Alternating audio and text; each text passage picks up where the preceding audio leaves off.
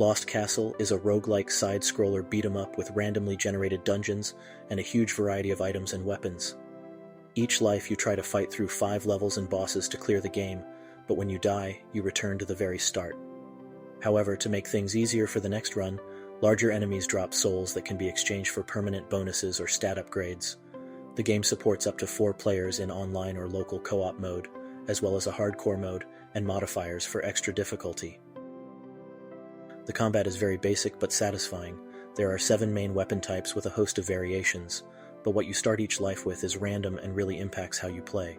Additionally, there's a huge range of items and skills, adding diversity to each playthrough. It's mostly a challenging but fair game.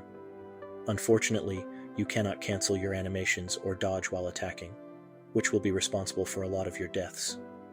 Bad RNG is also a significant issue, but the constant sense of progression and power growth does somewhat abate these issues. The main issue with the game is balancing. Some weapons and items are clearly superior to others, making the game too easy or too hard depending on your luck.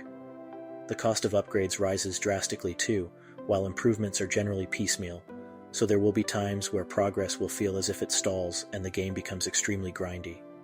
This is particularly an issue as the dungeon randomness adds very little, and you find yourself constantly replaying slight variations of the early levels. In conclusion, it's a game that does a lot but doesn't really excel in any aspect. It's a decent game, with multiplayer providing hours of fun, but the experience is too slow and repetitive to be fun for most solo players. Thank you for watching.